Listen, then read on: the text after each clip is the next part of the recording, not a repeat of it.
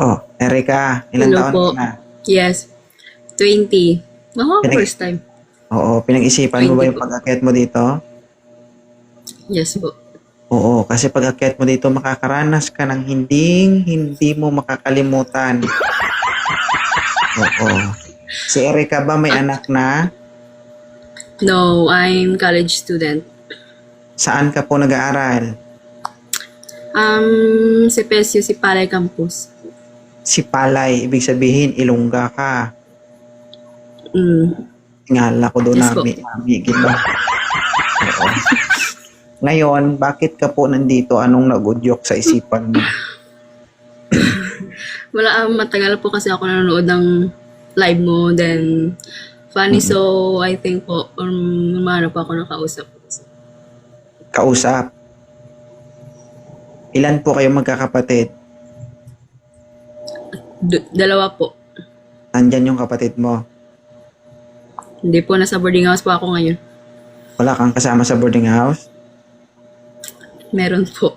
O kausapin mo. Kausap lang pala hanap mo. Oo. Ganito kasi yan ha, Erika. Ang logic kasi dyan, kung kausap lang hanap mo, marami ka pong pwedeng makakausap. Oh, you are only 20 years old, tama? 20, right? Oh, I'm already Yes. 33 years old. Yung binabalak mo, nabalak ko na yan dati. Oo. Kung sa pagkain pa, oh, nakain ko na. Kaya ang diskarte mo, hindi makalusot yan, Han. Intindihan mo? Oo. Kaya ang matanong ko sa'yo, kung namamaga na yung empanada mo, sabihin mo sa akin yung totoo. Okay? Magawan man natin ang paraan yan. Oo. Naghahanap ka ng jowa o kausap lang?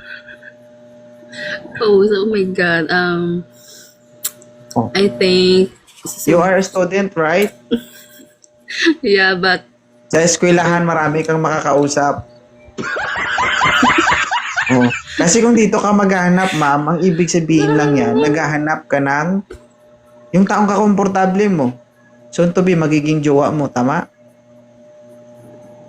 yeah. Uy, di ka Opo. relasyon ng hanap mo, hindi ka usap. Diskarte nyo, bulok. Diskarte nyo, Erika. Ay, gas-gas na na iya. 3 years na ko sa wanted, sweetheart. Uy, may store na mo, doon mga diskarte nyo nga, dumakalusot, gidabi. Ano height Oh mo? my God. 5'2". 5'2". So, 20 years old. Sa loob ng 20 years, nakailang boyfriend na ba si Erika? 3 po actually, LDR. LDR lahat. Yeah. Ah, ibig sabihin nakakita ka lang ng poste, hindi mo talaga nahawakan. Actually, Oo. Ano? to be honest, I think I'm so innocent pa makabati sa mga words nga muna. Pero as the age of 20, accept na lang kayo. Di po, ganda mabilib kasi mo ba? Good job, good job. Sige.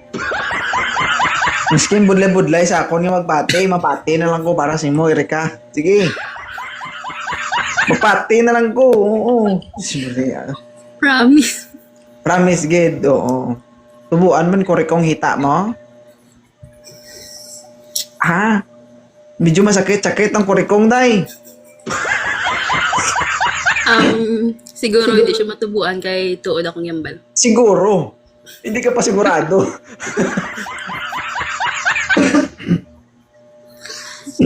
Sige. Sige bahala ang tagaling kiss-kiss ko magtubo na. Okay. So ano naman ang ideal man ni Erika? Academic achiever. Not totally. Like, may respect. And of course, hindi siya hilig sa girl. Like, kabalos ang boundaries as a, like, Oh. Anong klaseng boundaries? Ilang? Siguro, parang, for example, if maging partner ko siya, dapat aware siya nga, hindi siya mag-talk sa girls. Hindi man ko, hilig magbawa, like, wala lang, kabalo na siya nga may feelings man ang Mm-mm. partner niya.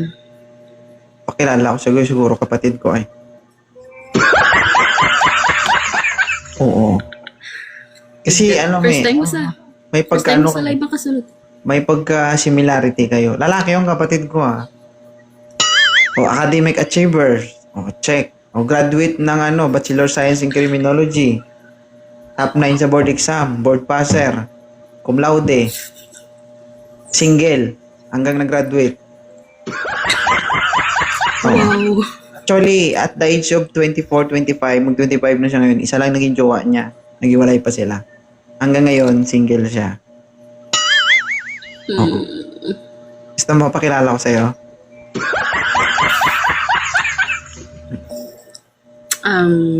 Pwede man. Ayok. Kilala naman. Malalain sa magpakilala. Diba? Oo. Tsaka nag-a-apply ngayon siya. Ano yun? Kamukha ko. Mag-same kami ng Siyempre, mas bata lang siya sa akin. Ilang taon ka na po? 33, siya 24. Oh. Oh. Ulam. Ulam, kid. Oh. Maghahanap tayo dito? Ipakilala ko sa'yo, kapatid ko.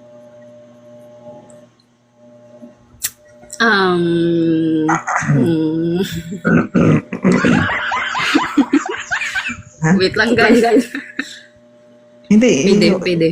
Anong pwede? Both. Pwede ba? Both. Ay, hindi ko isisaalang-alang kapatid ko sa'yo kung mag-boat ka. Anong boat? Pakilala ko sa'yo kapatid ko tapos maghanap ka dito? Ay, hindi na lang. Sige, di rin na lang. Gusto ko mag-talk public. Socialize. So, gusto mo talaga yung lantaran sa gabi. Kausap, di ba? Sige. Bata pa to guys 20, di ba? 20, 22. Guys, nugay ka mo talk about like mga words